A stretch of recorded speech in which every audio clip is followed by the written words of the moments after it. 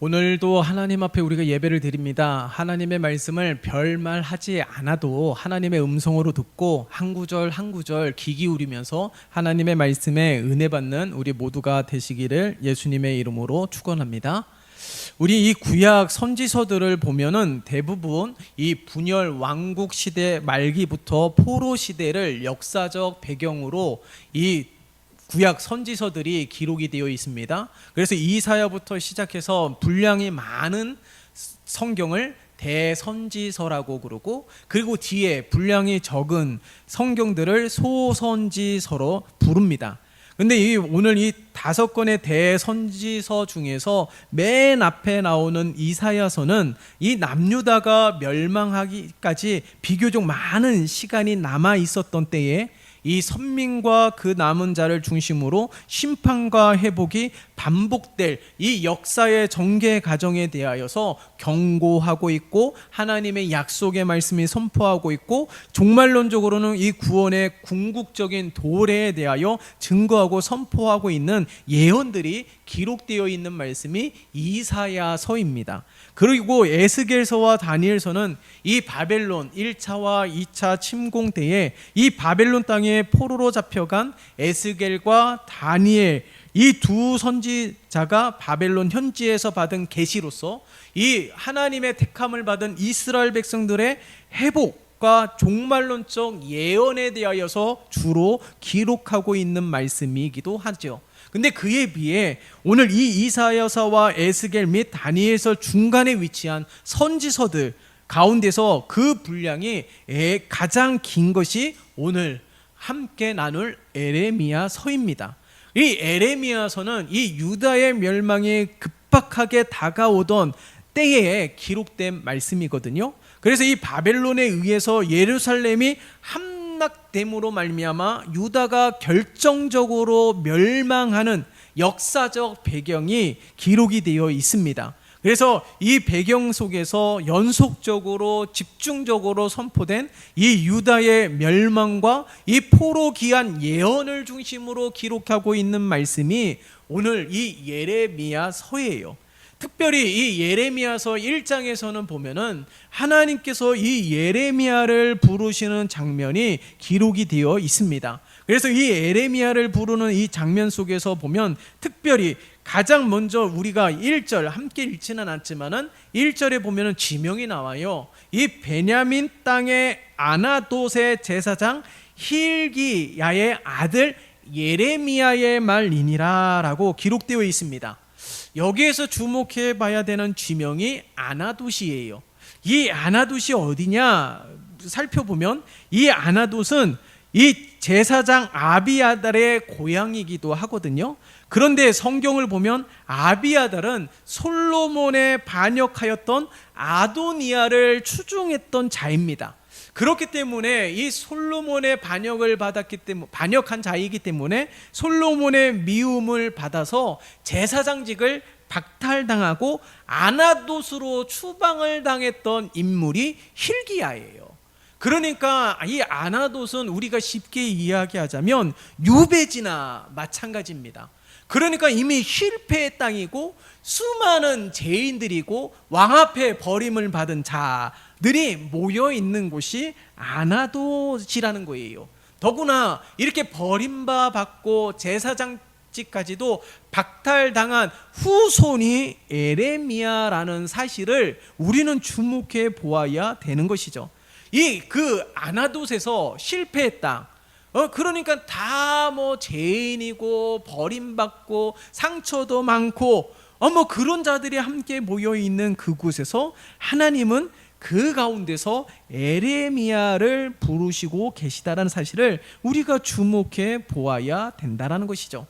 당시에 이 실패한 제사장의 자손이면은 많은 사람들이 참 신기하게도 유배지와 같은 실패의 땅에서도 이렇게 버림받은 제사장, 그러니까 몰락한 집안의 자손들은 그 실패자들 가운데서도 손가락질을 당하는 자들이었다라는 거예요. 수군수군 거리는 자들 가운데 하나였다라는 사실을 알 수가 있습니다. 참 신기하죠. 다 똑같은 처지임에도 불구하고 이렇게 몰락한 가문의 자손이라는 그 한 가지 사실만으로도 같은 실패자와 같은 아픔을 가지고 있는 많은 백성들 가운데서도 이 hilki야와 이 집안에 대하여 손가락질하고 있는 가운데 있었다라는 거예요. 그런데 놀라운 것은 하나님께서는 그들 가운데 에레미야를 부르셨다라는 것입니다. 이것이 무엇을 의미할까요? 당시 예루살렘도 멸망한 상태이거든요. 아나돗도 마찬가지입니다. 그러니까 예루살렘 아나돗에 비해서 예루살렘이 더 귀한 곳이고, 아나돗에 비해서 예루살렘에 사는 사람들이 더 거룩하다 말할 수 없는 거예요. 예루살렘도 멸망하고 아나돗도 버림받은 자들의 땅이라 하면은 모두가 넓은 의미에서 본다라면 하나님 앞에 심판을 받은 자라는 사실을 알 수가 있는 것이죠. 그런데 그 가운데서 하나님께서 에레미야를 부르셨다라는 것은 무엇을 의미할까요? 여기서 가장 중요한 의미는 이거입니다. 하나님 앞에 교만할 수 없다라는 교훈을 우리에게 주고 있는 거예요. 여러분 보세요. 실패자이고 버림받은 자이고 그러함에도 불구하고 하나님께서 그들을 부르셔서 하나님의 뜻을 위하여 사용하는 도구가 되게 하셨다라는 놀라운 은혜가 여기 있는 것 아니겠어요? 내가 거룩하기 때문에 하나님이 사용하신 게 전혀 아니라는 겁니다. 내가 능력이 있기 때문에 하나님이 사용하신 것이 아니다라는 거예요. 내가 부유하기 때문에 하나님께서 사용하신 것이 아니고, 내가 많은 이들에게 존경을 받는 성품을 가지고 있기 때문에 하나님께서 사용하신 것이 아니다라는 거예요. 에레미야, 그 몰락한 제사장 가문의 에레미야를 부르셨다라는 것은 무엇을 의미합니까?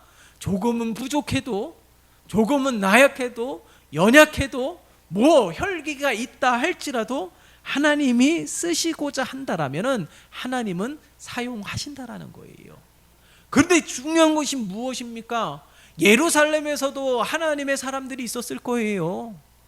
구약의 선지자들을 보면 나오지 않습니까? 이 몰락한 땅에서도, 실패한 땅에서도 하나님이 부르시는 자들이 에레미야 뿐이었을까요? 다른 이들도 있을 수도 있습니다. 그러나 가장 중요한 것은 무엇일까요? 하나님이 부르실 때 응답하는 자가 쓰임을 받는다라는 거예요. 예?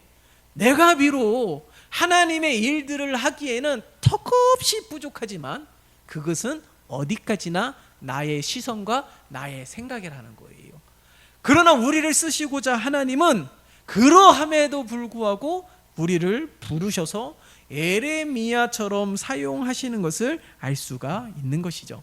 그러면 우리가 에레미야를 통하여서 그러면 우리가 어떤 자가 하나님 앞에 쓰임을 받을까라는 의문이 생기지 않습니까? 하나님의 부르심에 응답하는 것, 이것은 아주 기본적인 거예요. 자, 그러면 어떤 마음이 있기에 하나님은 그 많은 사람들 가운데서도 에레미야보다 더 뛰어난 자들도 있을 터이지만 하나님께서는 에레미야를 부르신 까닭이 무엇일까요? 가장 중요한 것은 그의 심령에 헌신하고자 하는 마음이 있었다라는 겁니다. 그러니까 약해도 부족해도 능력이 없어도 그거는 하나님 앞에 전혀 문제될 게 없다라는 거예요. 그러면 하나님께서 어떤 마음을 보시냐? 헌신하고자 하는 그 마음 한 가지를 보시고 부족한 게 많음에도 불구하고 하나님은 그를 사용하셨다라는 겁니다. 모세를 보세요. 모세가 양자로서 애굽의 왕자로 자라지 않았습니까? 그러나 자신의 출신을 알고 자신의 동족인 히브리인을 돕기 위해서 하다가 사람을 죽이게 되었어요. 그러다 도망자가 되었지요. 그런데 하나님께서는 그런 도망자, 실패자인 이 모세를 광야에서 부르셔서 애굽의 손에서 이스라엘 백성들을 구원하기 위하여 그를 사용하셨다라는 거예요. 룻기 보세요. 룻기는 이방 여인입니다.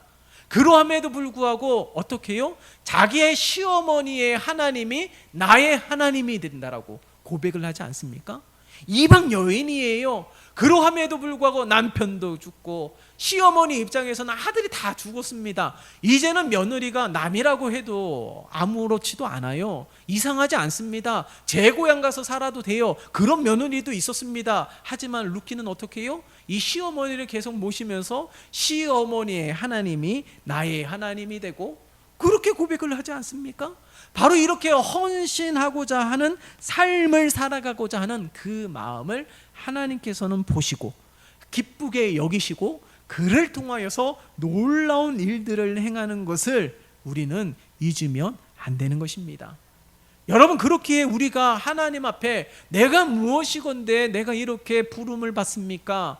내가 이렇게 부족하고 오히려 본이 되지도 못하고 덕이 되지도 못하고 오히려 복음에 장애가 되고 걸림돌이 될 수 있는 소지들이 더 많음에도 불구하고 왜 하나님 부르셨습니까? 딱 한 가지 마음이에요. 내가 주를 위하여 헌신하고자 하는 마음이 있기 때문에 하나님께서는 우리를 부르셨다라는 사실을 잊으면 안 되는 것입니다. 그렇기 때문에 우리가 더욱더 주님을 소망해야 되는 것 아니겠어요? 우리를 택하시고 우리를 사용하시는 그 하나님을 날마다 소망하고 더 의지하는 우리 모두가 되시기를 예수님의 이름으로 축원합니다. 그래서 우리가 과거의 실수나 잘못으로 인해서 더 이상 소망 없다고 좌절하거나 자신을 비하해서는 안 되는 거예요. 자기 자신이 아무리 초라해 보인다 할지라도 그저 그 자리에 주저앉으면 안 되는 것입니다.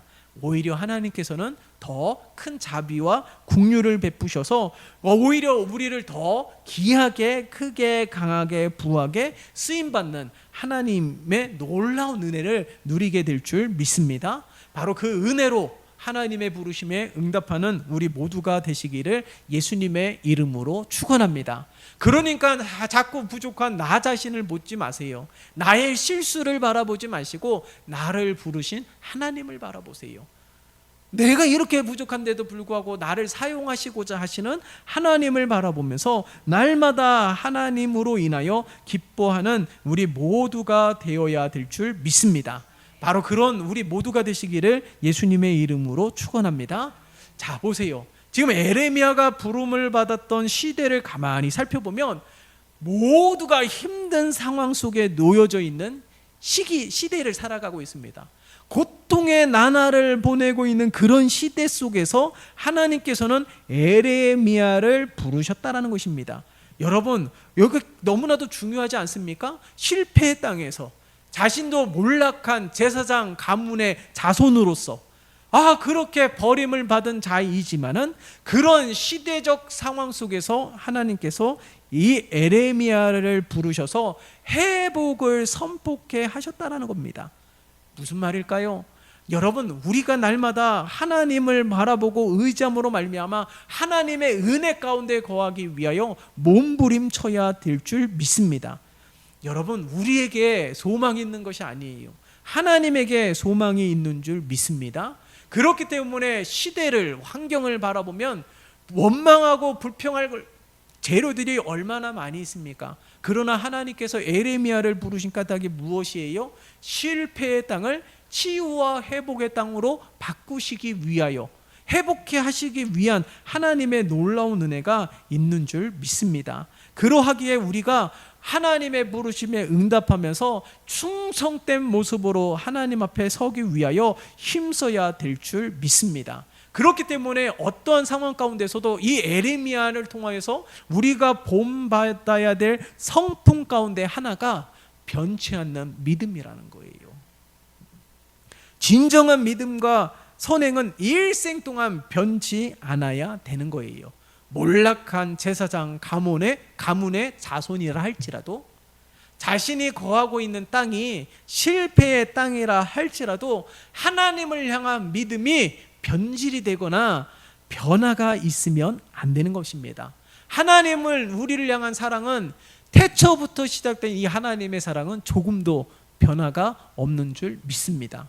그 증거가 무엇이라고요? 십자가 아니겠어요? 예수님 아니겠어요? 우리를 향한 하나님의 사랑은 조금도 변화가 없습니다. 그러나 우리는 어떻습니까? 이스라엘 백성들처럼 뭐가 없다고 원망하고 불평하고 상황이 그렇다고 환경이 그렇다고 원망하고 불평하는 것 아니겠습니까? 그런 가운데서도 하나님을 신뢰하고 그런 가운데서도 하나님이 하실 일들을 기대하면서 하나님을 소망하는 변치 않는 믿음으로 하나님 앞에 서야 된다라는 거예요. 그런 믿음이 있었기 때문에 주를 위하여 헌신하고자 하는 마음이 있었던 것은 아닐까요? 헌신하고자 하는 마음이 불현듯 일어납니까? 물론 그럴 수도 있습니다. 근데 그 헌신하고자 하는 마음, 섬김에 솔솜수범하는 자들을 가만히 살펴보세요. 하나님을 향한 믿음이 있는 거예요. 어떤 상황 속에서도 하나님은 도우실 것을 분명하게 고백하는 믿음. 하나님은 나를 버리지도 아니하시고 하나님은 나를 떠나지도 아니하시고 하나님은 언제나 함께 하시는 하나님이라는 아주 분명한 믿음이 있기 때문에 하나님을 위하여 헌신하고자 하는 거예요. 지금 내가 이 실패의 땅에서 지금 나의 처지로 인하여서 어떻게 하나님의 일들을 행할 수 있겠습니까? 무엇을 할 수 있겠습니까? 그러함에도 불구하고 하나님을 위하여 헌신하고자 하는 마음을 품었기 때문에 하나님께서는 그를 부르시고 그를 택하여 세우신 줄 믿습니다. 그래서 우리도 이 에레미야처럼 변치 않는 신앙과 믿음으로 설 수 있도록 날마다 힘쓰는 우리 모두가 되어야 될 줄 믿습니다. 그래서 날마다 하나님의 은혜의 주인공이 되시고 하나님이 하시는 모든 일들 가운데 붙들려 쓰임 받으며 우리를 통하여서 하나님은 살아계심을 나타내는 그런 믿음의 큰 용사가 되어야 될 줄 믿습니다. 그렇기 때문에 우리가 이 에레미야의 이 변치 않는 신앙과 변치 않는 믿음으로 날마다 충성됨으로 서는 우리 모두가 되시기를 예수님의 이름으로 축원합니다. 자, 그리고 또 보세요. 함께 읽진 않았지만은 2절과 3절의 말씀을 보시면 2절과 3절의 말씀을 보면 하나님의 말씀이 요시야 시대부터 시드기야 11년 말까지 예레미야에게 임하였다라고 기록하고 있습니다. 여러분, 이 기간 동안에 통치한 왕들 가운데 요시야를 제외하고 나면은 모두가 악한 왕이었다라는 거예요. 그러니까 영적 암흑기 시대에 하나님께서는 예레미야에게 끊임없이 말씀하시며 하나님의 말씀을 선포케 하셨다라는 사실을 알 수가 있는 것이죠.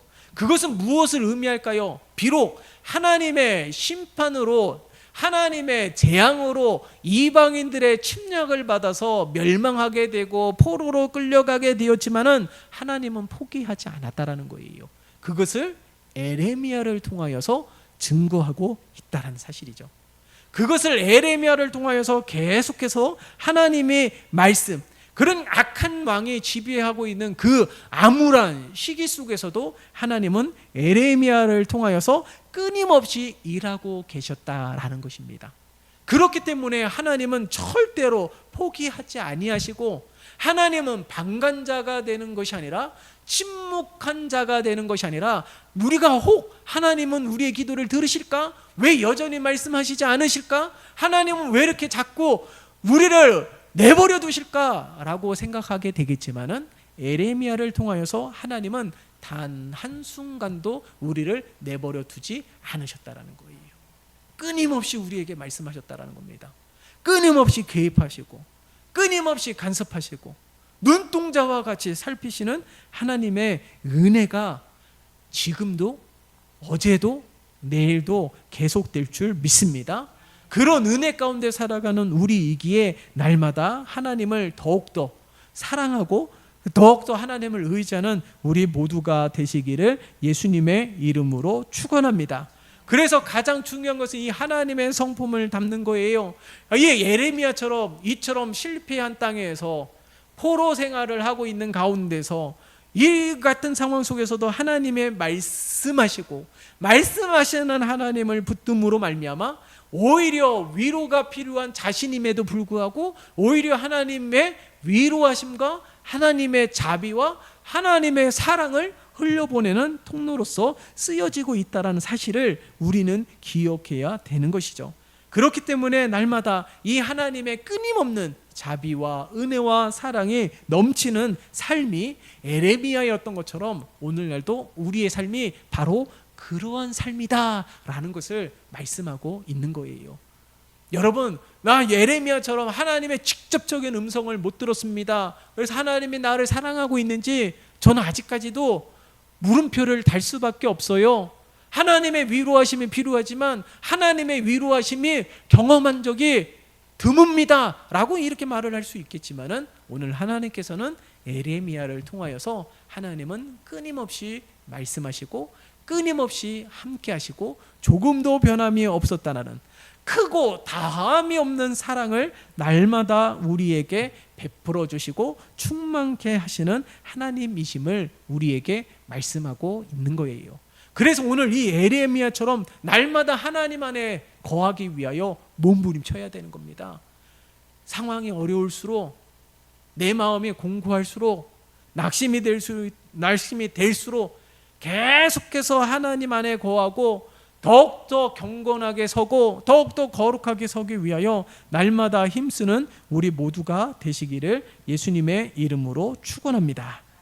자, 뿐만 아니라 오늘 보세요. 오늘 5절의 말씀을 보면 하나님께서 어떻게 말씀하고 계십니까? 5절의 말씀 같이 읽어볼까요? 시작. 내가 너를 모태에 짓기 전에 너를 알았고 내가 배에서 나오기 전에 너를 성별하였고 너를 여러 나라의 선지자로 세웠노라 하시기로. 아멘. 오늘 가장 먼저 보세요. 첫 부분에 어떻게 말씀하고 계세요? 내가 너를 모태에서 짓기 전에 알았고 라고 말씀하고 있지 않습니까? 뭐예요? 모태에서 지으신 분이 누구시라는 것을 말씀하고 있습니까? 하나님이심을 우리에게 아주 명확하게 말씀하고 있는 것이죠. 그러니까 우리가 배에서 태어나기 전부터 하나님은 성별하였다라고 말씀하고 있어요. 여기서 성별하였다라는 말이 무슨 말일까요? 거룩한 용도로 사용하기 위하여서 따로 분리했다라는 말이에요. 이미 내가 태어나기 이전부터 내가 뱃속에 있을 때부터 하나님은 하나님의 거룩한 뜻을 위하여 사용하기 위하여 따로 분리했다라고 우리에게 말씀하고 있는 것이죠. 마치 구약의 제사 때에 흠도 없고 점도 없는 제물을 준비해서 하나님 앞에 최고의 제사를 올려드리는 것처럼 특별한 목적을 가지고 준비한 제물같이 하나님께서는 우리를 이미 태초부터 이미 우리가 태어나기 전부터 이렇게 성별하여서 하나님의 놀라운 일들을 행하게 하시는 은혜를 우리에게 베풀어 주셨다는 것입니다. 그렇기 때문에 하나님의 이 놀라운 은혜들을 우리는 기억하면서 우리의 몸과 마음과 인생의 모든 것을 온전히 하나님께 맡기고 하나님의 뜻에 온전히 순종할 수 있는 믿음이 있어야 될 줄 믿습니다. 이미 일찍이 태초부터 우리를 위하여 성별하셨다라면, 그렇게 우리를 지으셨다라면 분명히 우리를 향한 하나님의 완벽한 계획이 있는 거예요. 그러면 그 계획이 이루어지고 성취되기 위해서는 간단하지 않습니까? 하나님의 뜻에 순종하면 되는 것이죠. 하나님께 맡기면 되는 것이죠. 하나님께 붙들리면 되는 것입니다. 그게 능사고 그게 지혜로운 것이죠.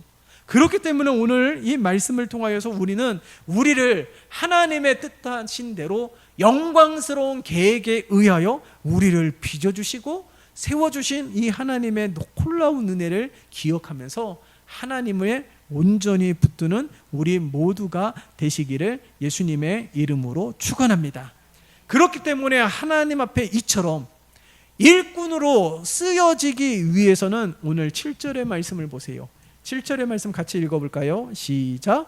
여호와께서 내게 이르시되 너는 아이라 말하지 말고 내가 너를 누구에게 보내든지 너는 가며 내가 내게 무엇을 명령하든지 너는 말할지니라. 아멘.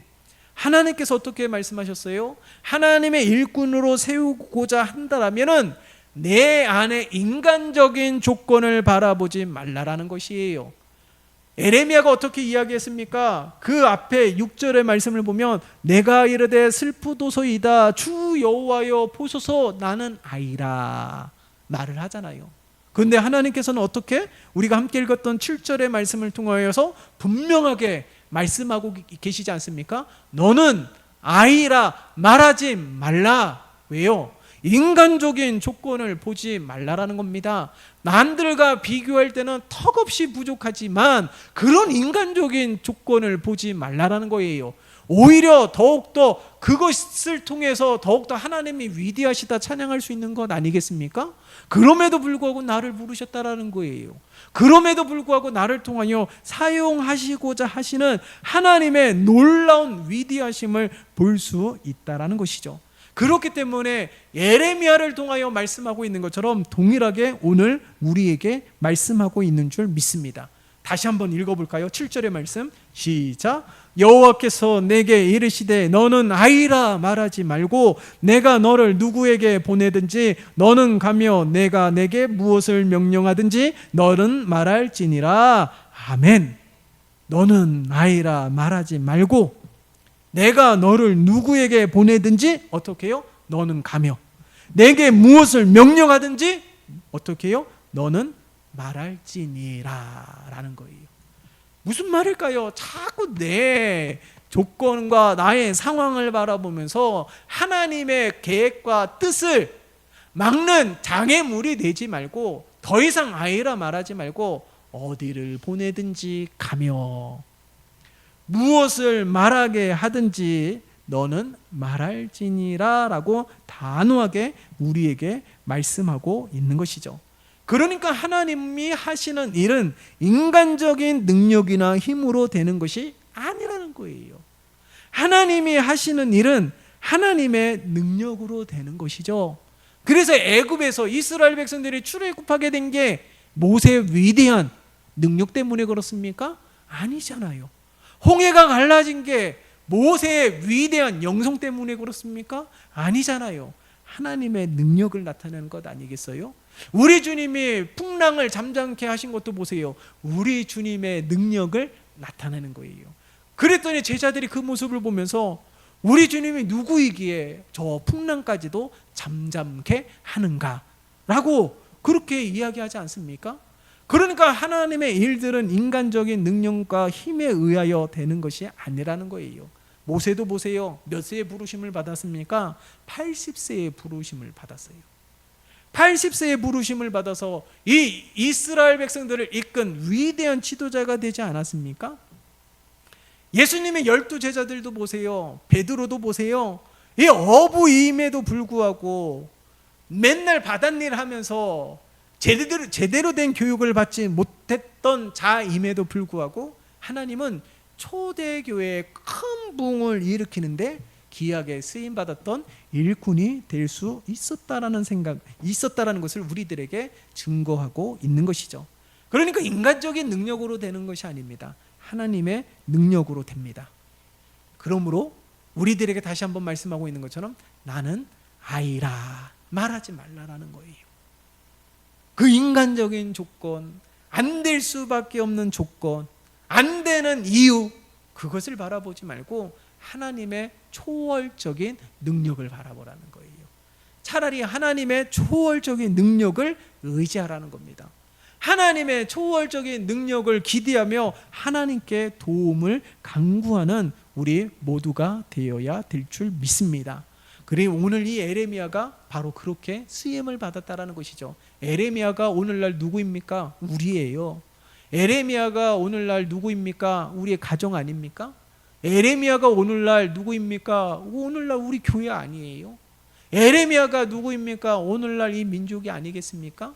하나님의 도움이 절실하게 필요하고 이 오늘날 이 에레미야를 통하여서 회복을 선포케 하시고 하나님의 말씀을 선포케 하시고 치유와 회복을 불러일으키는데 쓰임받는 도구가 되는 일꾼이 되는 에레미야, 그게 바로 오늘날 우리요, 우리의 가정이 되어야 되고 우리 교회가 되어야 되는 줄 믿습니다. 그렇게 에레미야가 이 하나님의 부르심에 응답하였던 것처럼 우리도 바로 그러한 믿음으로 하나님 앞에 서시기를 예수님의 이름으로 축원합니다. 살아계신 하나님 아버지, 에레미야와 같이 연약하지만 하나님 우리를 부르신 줄 오늘 말씀을 통하여 다시금 확신케 하여 주시니 감사합니다. 에레미야가 고백했던 것처럼 슬프도소이다, 나는 아이라 말을 하지만 하나님은 더 이상 아이라 말하지 말라고 말씀하십니다. 하나님 우리를 부르시고 세우신 하나님의 능력을 의심하지 않게 도와주시옵소서. 전지전능하시며 모든 만물의 주가 되시며 온 세상의 주권자 되시는 하나님의 능력을 의심하지 아니하고 하나님의 능력을 오히려 의지하며 하나님의 도움을 간구하는 지혜로움이 있게 도와주시옵소서. 하나님의 성품처럼 변하지 않는 믿음과 변하지 않는 신앙으로 날마다 하나님 앞에 세운 바 되게 도와주심으로 말미암아 이 어려운 시대 때 쓰임을 받았던 에레미야처럼 오늘날 우리 교회와 가정과 민족과 열방을 위하여 쓰임받는 우리 모두가 되게 축복하여 주시옵소서. 예수 그리스도의 이름으로 기도드리옵나이다. 아멘.